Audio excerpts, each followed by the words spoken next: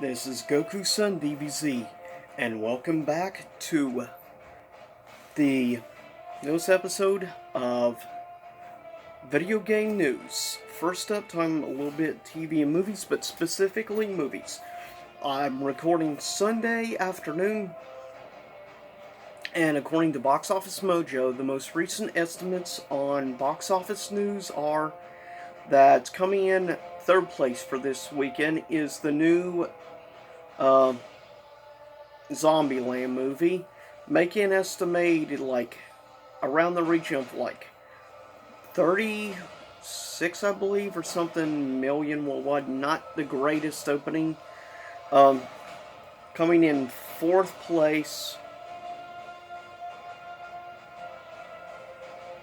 Well, I don't remember, unfortunately, but anyways, more importantly, coming in second place for this weekend was, of course, Joker, dropping one spot, made a decent more amount of $29 million more for this weekend, so not bad. Of course, number one this weekend was its opening debut weekend. Domestically, only made $36 million. I was expecting it to do better. That being Maleficent, Mistress of Evil, came in at number one worldwide. Maleficent did around 115 million plus. Not surprised. I thought it might do a little better, but I guess Joker kind of hurt it a little bit, to be fair. But still, not the worst opening weekend. Domestically, not great.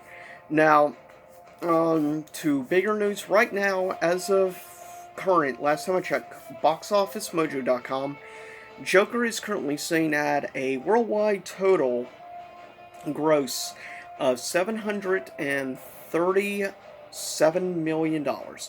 It is currently the third largest grossing R-rated film of all time. It is probably by the end of this weekend, it will probably take number two slot, possibly number two. It may overtake the original Deadpool movie for second place by next weekend.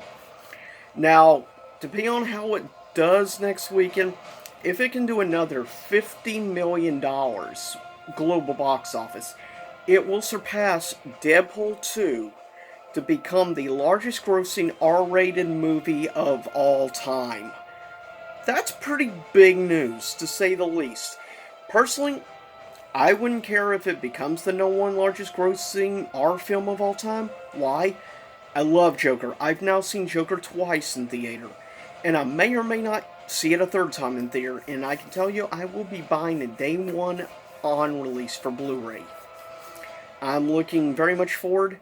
Joker is probably my number one favorite movie of the year, unless anything else can dethrone it.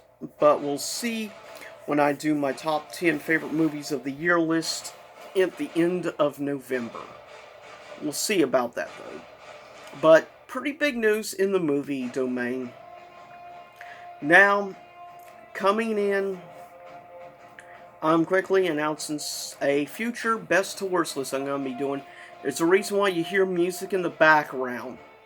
Terminator thing. Because after Terminator, the new Terminator movie comes out, which honestly I'm not looking forward much.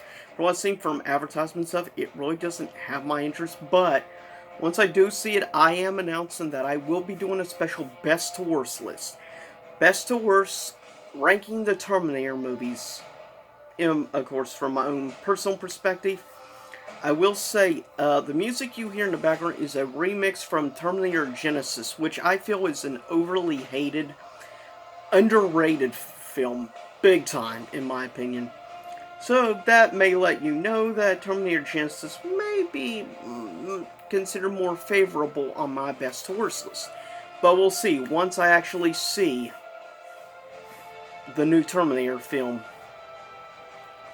We'll see, depends how it goes.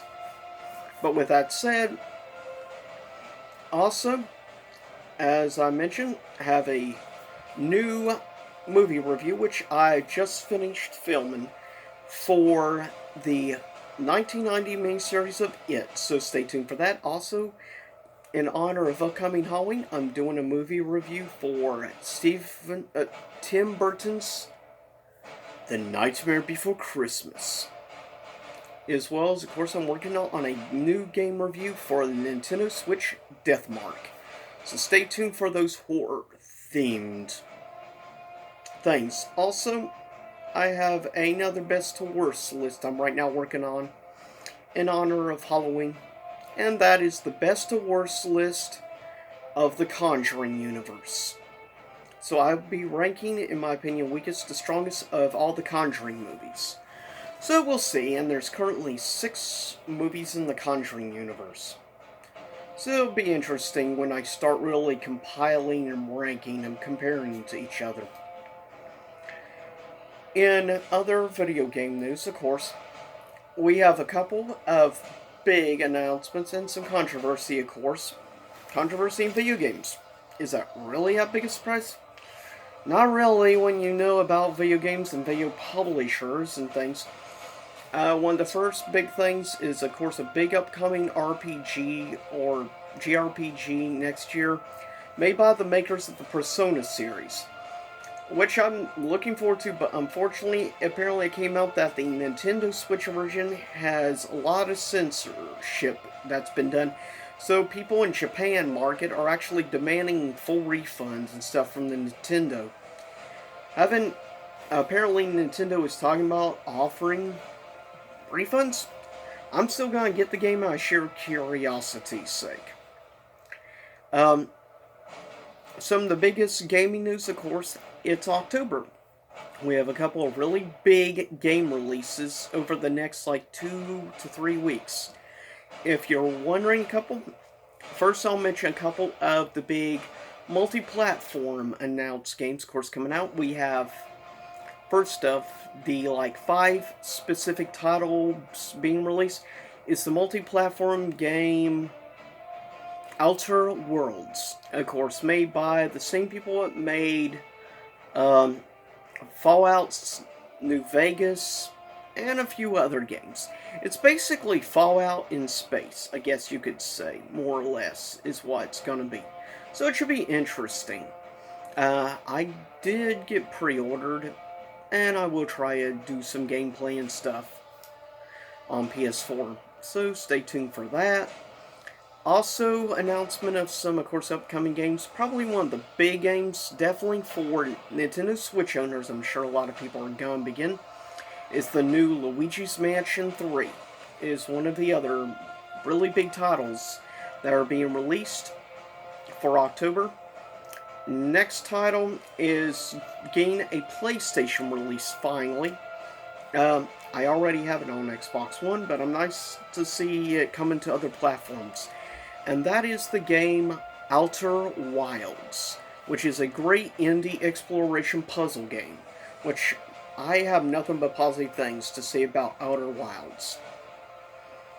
So, that's definitely good, and if you're a PlayStation player, that's a really good indie game to look up, check out, and maybe pick up, because I can't recommend Outer Wilds enough.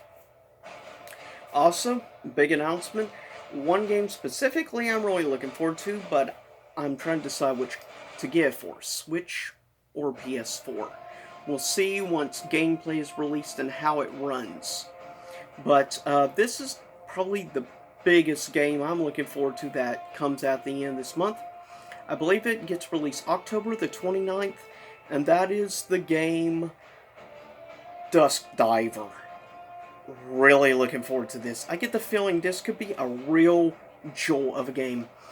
Gameplay-wise, the best way to describe from what I've seen from some of the gameplay stuff is Persona meets Gravity Rush, with some of the art style and stuff in it. Basically, it's, yeah, I do have to say, it's Persona meets Gravity Rush and sprinkling just a little bit of Jet Set Radio Future. Or Jet Set Radio. So yeah, it definitely looks like a really interesting game, and I do have my weakness for those unique cel-shade art style type games. And I gotta admit, since I played some of Persona 5, I definitely understand why people love the Persona series so much. Now that I finally started playing Persona, I gotta admit, I finally understand why people like it so much. And as a huge Uber fan of Gravity Rush, and liking that it's got certain elements that remind me of Gravity Rush, that's a pretty big deal to me. Given Gravity Rush is one of my all-time favorite games. But with that said, I hope you enjoyed the music in the background from Terminator. So with that said, leave a comment below, tell me, what are some of the video games you're most looking forward to? As well as, what movies are you looking forward to towards the end of this year? Are you like me, actually, secretly somebody who's kind of looking forward to Disney's big movie in November, Frozen 2? Yes, I've already done a review of the first Frozen, so check that out. And I will eventually, once I've seen it and everything, I will probably do a review for Frozen 2 as well. And maybe I might go back and start reviewing in the future, maybe in November to December, start reviewing all the Star Wars movies. We'll see. With Star Wars, the end of the Skywalker era coming to a close with Episode 9, this may be a perfect time to start doing Star Wars movie reviews. We'll see. But I'll see everyone next time. Same YouTube time, same YouTube channel. And I hope you enjoyed this music.